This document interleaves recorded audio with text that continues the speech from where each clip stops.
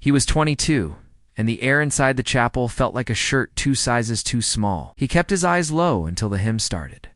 When he finally looked up, he saw his father's mouth pull sideways, a quick, crooked lift, the kind of thing people call a smile when there's no better word. It lasted a breath, maybe less. It cut him open anyway. In the blur of lilies and damp handkerchiefs, he decided something hard and simple. A man who smiles at his wife's funeral is a man? He does not know. He watched the rest of the service through that decision.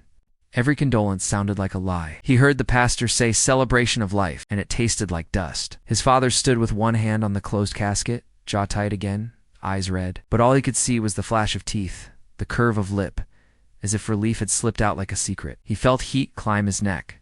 He nodded at people, hugged the aunt who squeezed too long, kept the vow he'd made between 2 beats of the organ. Never forgive that. Grief came poorly organized. He didn't sleep. He Googled the cost of cremation, then shut the tab and stared at the dark. He answered texts with fine. He washed a coffee cup twice because he forgot the first time.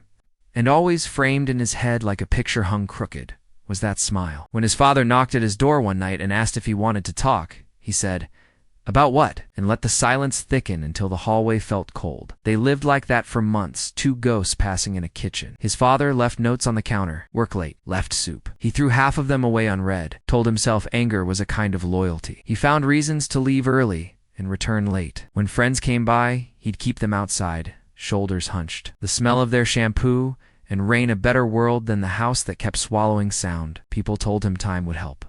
Time did nothing but organize the anger into smaller boxes, easier to carry. He graduated, moved out, answered calls less than not at all. He started describing his father with short words. We're not close. It's complicated. He didn't say, I saw him smile. He didn't say, I wish I hadn't looked up. Years later, the image hadn't faded. It had sharpened. Memory loves edges. He could count the threads in his father's suit when he replayed it.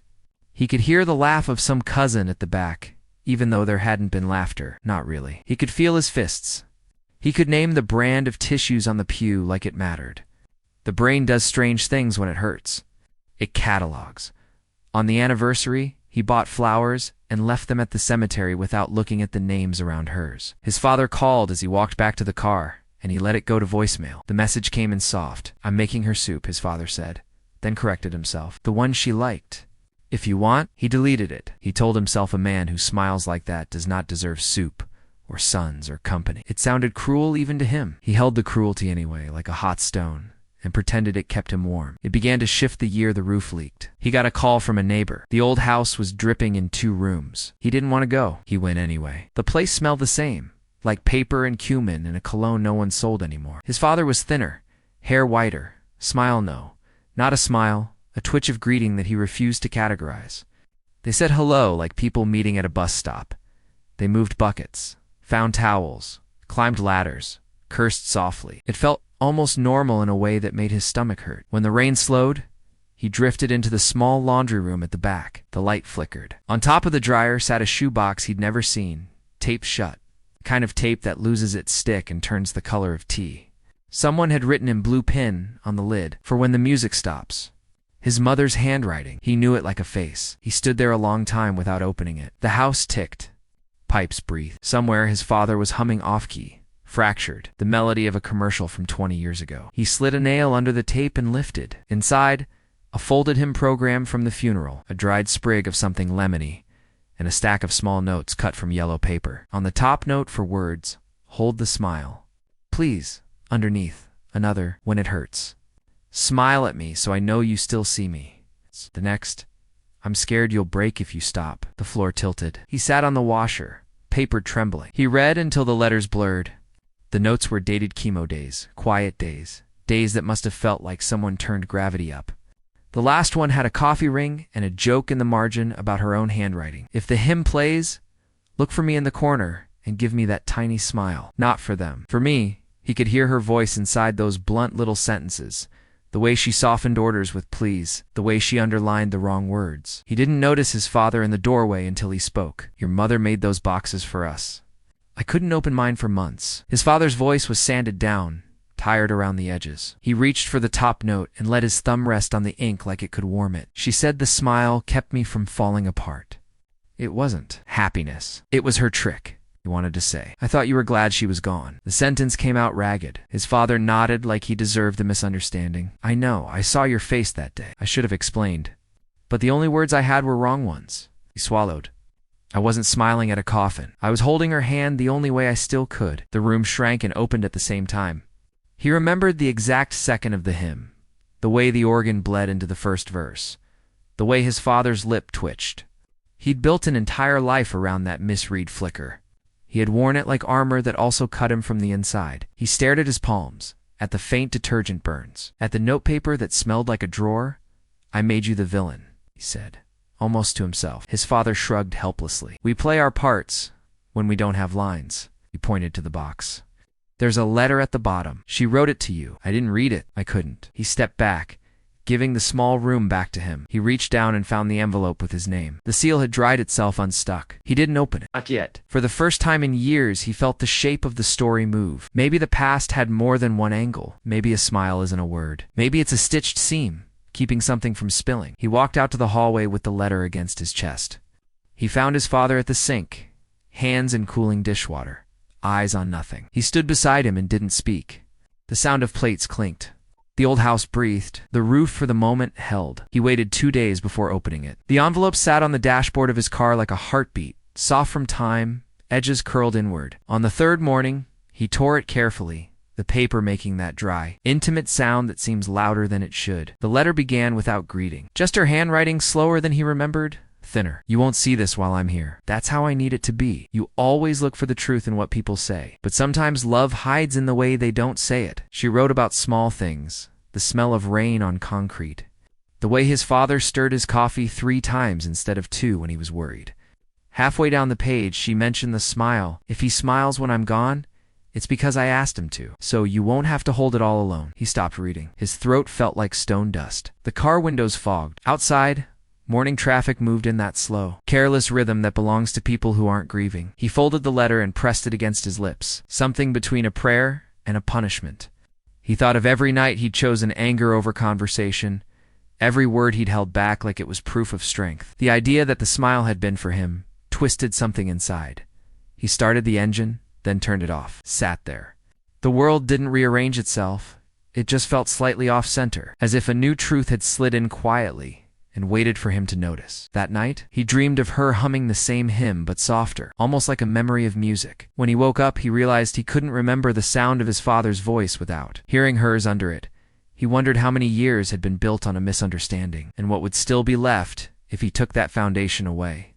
He drove back the next weekend without calling first. The house looked smaller than it had ever been, the paint peeling like dry skin, smell of damp bread and soap drifting from the kitchen. His father was at the table, glasses perched low, reading something by the light of a weak bulb. When he saw him, the old man didn't smile. He just exhaled, slow, like someone setting down a weight he's carried too long. I found her letter, the son said. His father nodded once, eyes still on the table. Then you know. He wanted to say everything.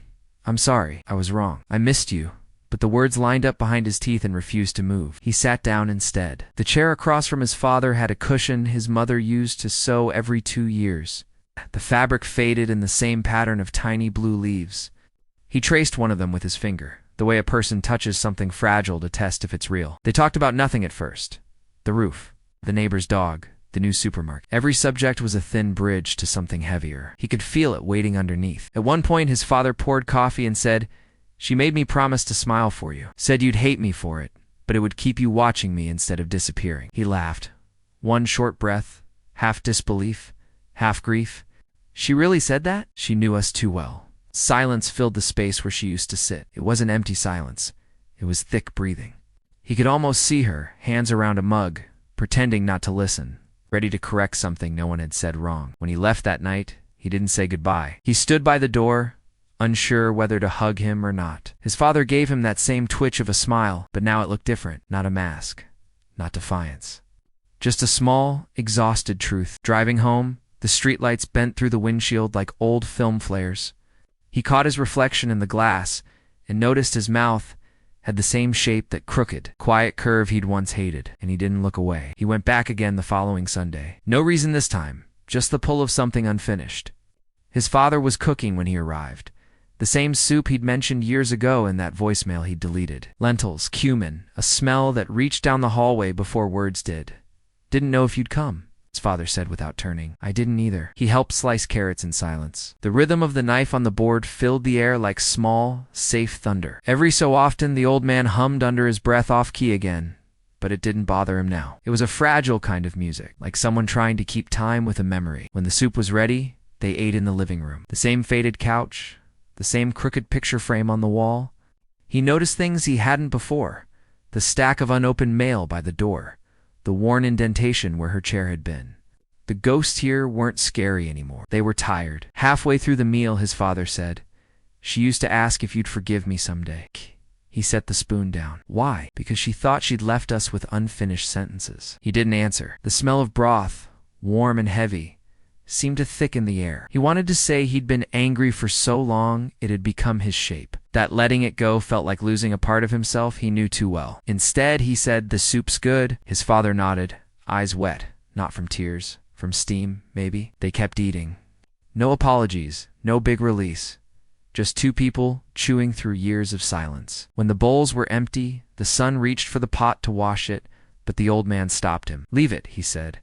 "She always said soup tastes better the next day." And somehow that small, useless sentence landed deeper than anything else could have. He stayed overnight. First time in years. His old room was smaller than his memory, the posters curling, a faint scent of dust and detergent. Lying there, he realized how many versions of the house had lived inside him. The one from before she got sick, the one from after, and the one he built in his head when he stopped coming back. Sometime after midnight, he woke to a creak in the hallway. His father, walking slow, carrying a blanket. "You still kick the covers off," he whispered, laying it at the foot of the bed like a ritual. He wanted to laugh, to say he didn't anymore, but the truth was, he did. The body remembers what comfort feels like, even when the mind tries to forget. They ended up in the kitchen again. 2 cups of tea between them, a single bowl buzzing above. His father opened a drawer, took out a box of cassette tapes, each labeled with a date, a song, or sometimes just a word. Rain, garden. Late, she used to record the sounds of the house, he said. Said one day when we forgot how to live together,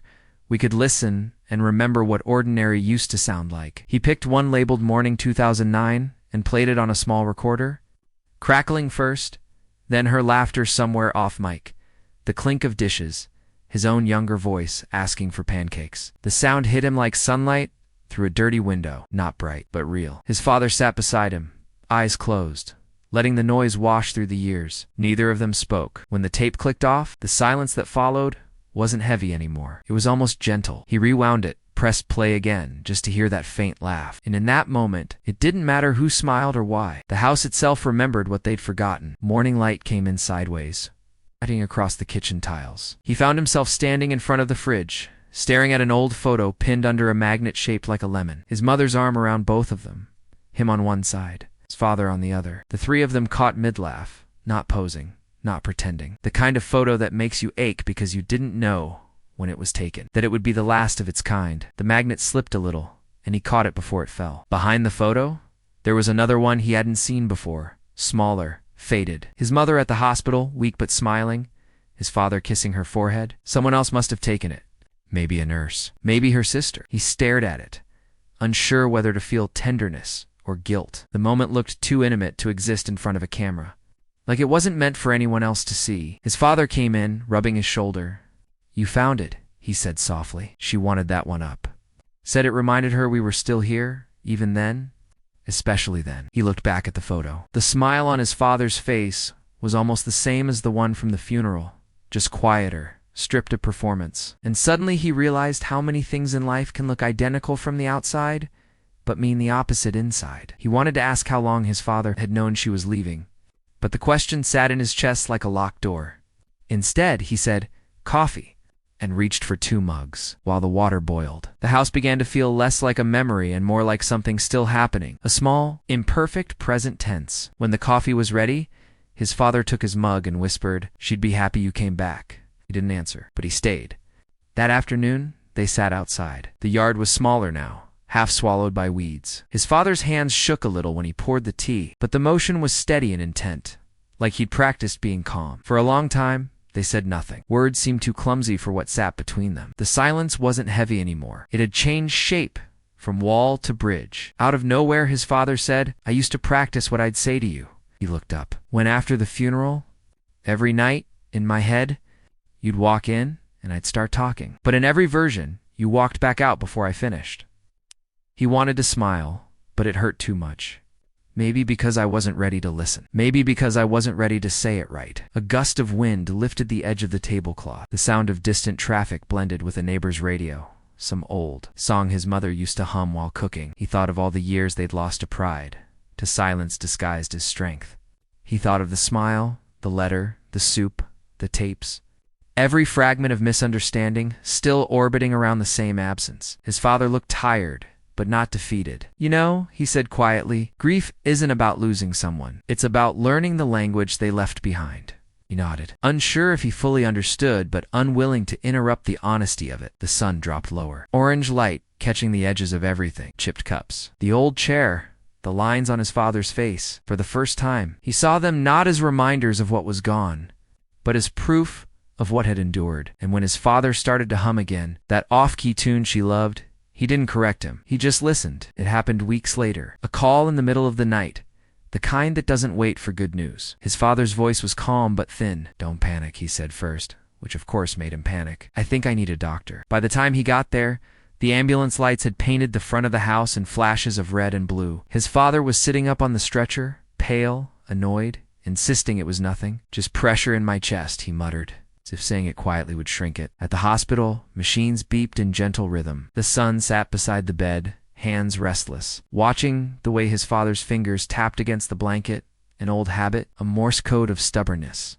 "You should have called sooner," he said. His father smirked. "You'd have just told me to breathe. I would have come." The older man looked at him for a long moment. "You did?" "The doctor said it wasn't a heart attack." "Not exactly. Just stress, age, exhaustion." Still, they kept him overnight. He drifted in and out of sleep, and the son stayed, refusing the empty chair in the waiting room. The hospital smelled of antiseptic and someone else's fear. At one point, his father stirred, whispering through half-dreams, "Tell her, the lilies were too much." Then he smiled, that same crooked smile. Even with everything that had changed, it still carried the same fragile geometry of pain and love mixed together. The son watched him sleep, chest rising steady now, and realized something terrifying in its simplicity. Love doesn't disappear when people do. It just changes jobs. It becomes watching, waiting, protecting without words. Outside, the first hint of dawn cracked through the hospital blinds. He closed his eyes and tried to memorize the sound of his father breathing. They discharged him the next afternoon. The nurse told him to rest, to eat less salt, to take the new pills like clockwork. He nodded, polite but distracted, already planning to forget half of it. The son drove slow on the way home, the radio low, the silence between them heavy with everything unsaid. Near the end of the block, his father spoke, voice barely above the hum of the tires. "You know what I regret most?" He waited, not teaching you how to fix the fence. He turned, confused, a laugh catching in his throat. "That's what you regret?" "It's the small things that hold families together. Nails, conversations, fences. You miss one." The sentence landed harder than it should have. He parked the car in the driveway and didn't move for a moment. His father looked out the window at the overgrown grass, the mailbox leaning like an old man itself. "Maybe," the son said, "we can fix it now." The old man smiled, slow, uncertain.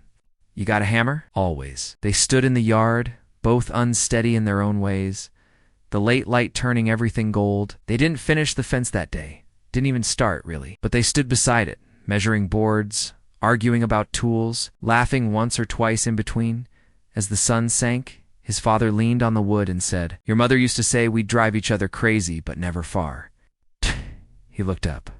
The air cooling around them, the smell of earth, and something alive again, I think he said. She was right. And for the first time since that smile at the funeral, he realized the story wasn't about loss anymore. It was about what manages to stay. A week later, he returned with new wood and paint white, color his mother used to call forgiveness's disguise. His father sat on a folding chair, giving instructions more than help, but that was fine. The rhythm of the hammer was almost musical, the thud and echo a kind of heartbeat for the yard. "Straighten that one," his father said. "It's straight. It's pretending to be." Laughed quietly, stepping back, wiping sweat with his wrist. "You always notice the small flaws." His father smiled, eyes narrowing under the sun. "Because I used to ignore the big ones." The air hung with dust and summer heat. They worked slowly, measuring without measuring tapes, trusting instinct, a skill they didn't know they shared. Between boards, they spoke of nothing and everything. The neighbor's dog, the grocery prices, the doctor's handwriting. But every silence carried the weight of years rewinding themselves. At one point, his father said, "You remember when she planted that lemon tree?" He nodded. It never grew. How it did. Just not the way she wanted. The roots took. That's enough. They didn't finish before sunset. The fence stood half-painted, half-patched, half-done, but honest. He looked at it and felt something unfamiliar. Peace that didn't depend on completion. Before heading inside, he turned and said, "You think she'd like it?" His father looked at the crooked boards, the chipped paint, the uneven lines, and said, "She'd say it looks alive." The next morning smelled of soil and sugar. He woke early, drawn by the sound of birds and the faint hum of his father's radio. The old man was outside, crouched near the corner of the yard, hands in the dirt. "What are you doing?"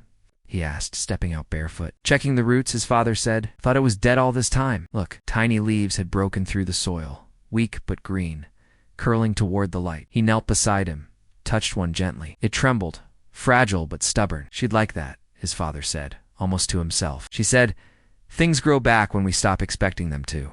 They stayed there, side by side, watching the smallest proof of survival push its way through the ground. A single bee circled the new green. The air was thick with something quiet and holy. He thought of the funeral, the letter, the soup, the tape, all the moments he'd mistaken for endings.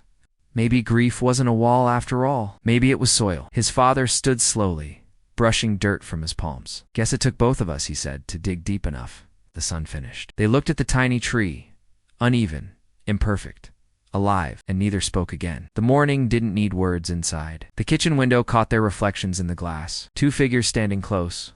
The same tilt of the head, the same faint, stubborn smile. It was almost fall when his father asked for help cleaning the attic. Dust lay over everything like a quiet memory, and each step on the wooden boards made the air shiver. He hadn't been up there since he was a kid, back when the space felt like a secret fort instead of a place where time stored itself. They worked slowly, pushing boxes, coughing through cobwebs, the light from a single window cutting the room into gold and gray. Most boxes held the usual old clothes, tax papers, broken toys, but near the far wall his father paused. "That one," he said, pointing to a smaller box wrapped in brown paper and tied with a blue ribbon, the kind his mother used for birthdays.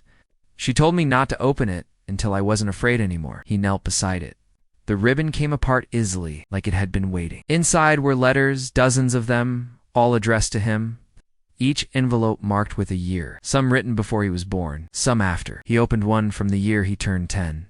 "The handwriting was livelier then? You asked once if love dies when people do? I told you no. But maybe I should have said love changes its name." He read another. "From her last year, if you ever see your father smile when he shouldn't, remember grief borrows faces. It wears whatever it can to survive the moment." He stopped. His hands shook.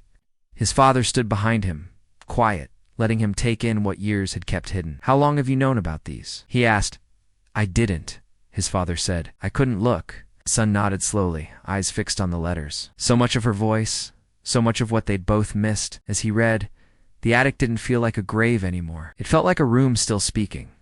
They carried the box downstairs together, careful like it was made of glass. On the table, the letters fanned out like a second heartbeat, small, fragile, but steady. His father traced one with his finger. "She always said you'd find them when you needed her most." He didn't ask what that meant. He already knew. For the rest of the evening, they read in silence, passing letters back and forth like shared breaths. Some were serious, others silly notes about burned dinners, about him learning to ride a bike, about how she'd once tripped over the dog and pretended it was dancing.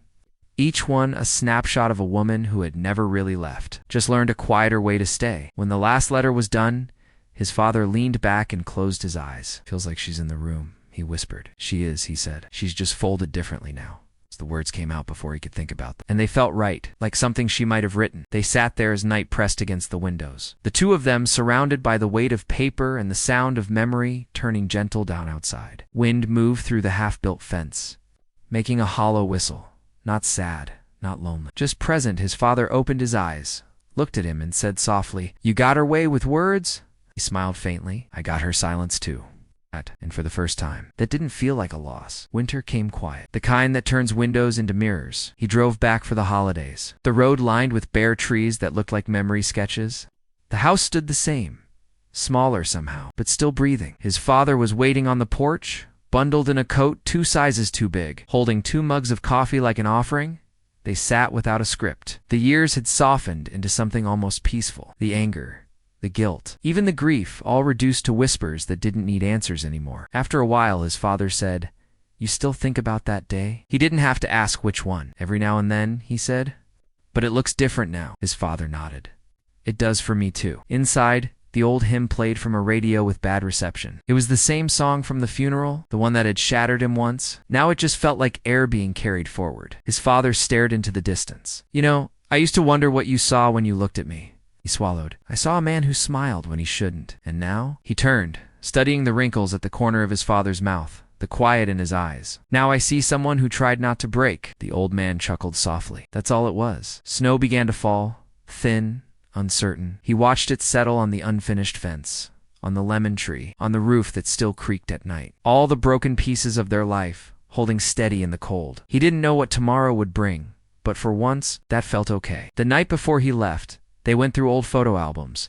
The pages crackled when turned, fingerprints like ghost prints on the plastic sleeves. Every picture told a version of them, some true, some kinder than memory. Near the end, found one that stopped them both. His mother sitting in the yard, sunlight in her hair, eyes half closed from laughter. Behind her, blurred and unposed, his father smiling that same faint, possible smile. He stared at it, and for the first time it didn't sting. It just felt like proof that she had been loved enough for him to break and still smile through it. His father reached out, tapping the edge of the photo. "That was the day she burned the soup," he said. He laughed. "You kept smiling anyway." "She hated wasting food," his father replied, voice trembling with memory. "But she loved making a mess. Said life's easier to clean when you don't pretend it's tidy." They sat in that laughter, small and quiet, until words didn't feel necessary. Later, when he packed his things, he looked once more at his father, at the lines, the breath, the fragility that time had written without apology. He thought of the boy he'd been, the anger he'd carried, the smile he'd misunderstood. And in the half-light of the hallway, he finally understood something simple. The same moment that had broken him had also kept him tethered to love, to memory, to the man still standing there at the door. His father said, "Drive safe." He nodded, "I will." And just before stepping into the cold, he smiled, the same quiet, crooked smile, only this time he knew what it meant.